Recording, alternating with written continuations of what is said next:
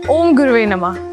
कलश स्थापना करने से पहले समझते हैं इस कलश की इम्पोर्टेंस क्या है। इस कलश को पूर्ण कुंभ भी कहा गया है, यानी कि अ वेसल ऑफ अबंडेंस। आपको याद होगा समुद्र मंथन के दौरान जो अमृत निकली थी वो किस में भरी हुई थी? इस कलश में भरी हुई थी। इनफैक्ट धन्वंतरी वैद्य के 4 हाथों में से एक हाथ में ये कमंडलू यानी कि ये कलश ही उन्होंने धारण कर रखा है। तो इस कलश का बहुत ही महत्व है हमारे धर्म में।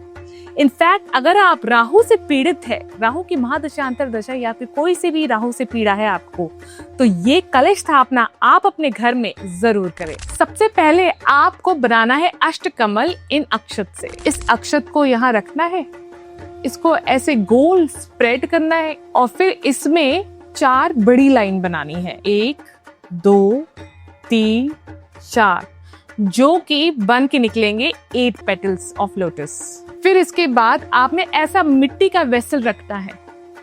इस वेसल को यहाँ पे रख करके इसमें आपको डालनी है मिट्टी।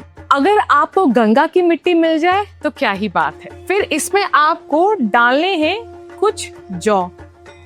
अब जौ डालने के बाद इस पे थोड़ा सा जल से छिड़काव करना है। ध्यान रहे जल ज्यादा ना हो, नहीं तो जौ उगेंगे नहीं। और जितने ज्यादा लंबे आपके जौ रहेंगे उतनी ही घर में आने वाले 6 महीने में आपके घर में प्रोस्पेरिटी और अबंडेंस बनी रहेगी। तो लाइए अब बात करते हैं कलश की। अब इसमें आपको बनाना है स्वास्तिक। स्वास्तिक बना करके आप इस कलश को यहाँ स्थापित करेंगे और इसमें जल भरेंगे। जब भी किसी कलश में आप जल भरे या फिर अक्षत यानी कि चावल भरते हैं तो ये एक डिवाइन फॉर्म ले लेता है। It becomes a source of energy.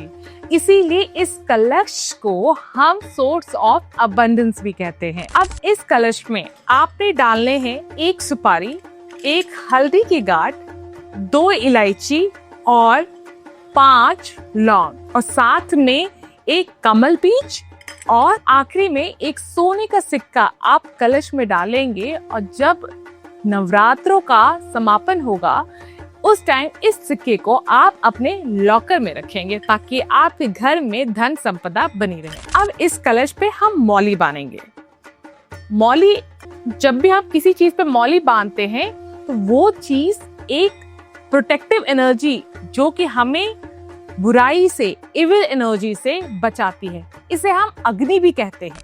अब हम लेंगे 8 आम के पत्ते।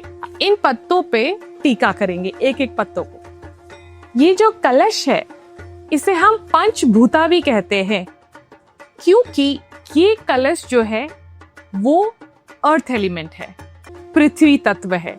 इसके अंदर का जो जल है वो जल तत्व है और ये जो मैं पत्ते डाल रही हूँ ये वायु तत्व है।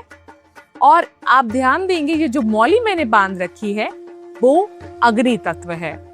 अब मैं लाने जा रही हूँ आकाश तत्व। जी हाँ, ये नारियल आकाश तत्व है, यानी कि स्पेस है। अब मैं जो बात कर रही हूँ वो आकाश तत्व की बात कर रही हूँ। ये है आकाश तत्व। जी हाँ, ये नारियल जो है वो आकाश तत्व है। इस नारियल को हम यहाँ स्थापित करेंगे। ध्यान रहे जो नारियल का सर है वो आकाश की तरफ हो और फिर आसपास फूलों से सजावट करके दिया प्रज्वलित करेंगे हम सुबह शाम इस कलश के आसपास।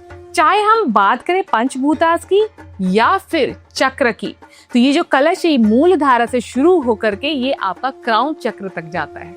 ये जो कलश है आपकी जिंदगी का अबंडेंस ही नहीं, कंप्लीशन भी दिखाता है। ये आपकी लाइफ में स्थिरता लाता है, आपके घर को नेगेटिव एनर्जी से बचाता है, आपके बच्चों को सद्बुद्धि देता है। यही नहीं, इस दुनिया में जहाँ लोग छली कपटी मुंह माये में फंसे हुए हैं वहां पे ये आपको स्पिरिचुअल अवेयरनेस की तरफ भी ले जाता है।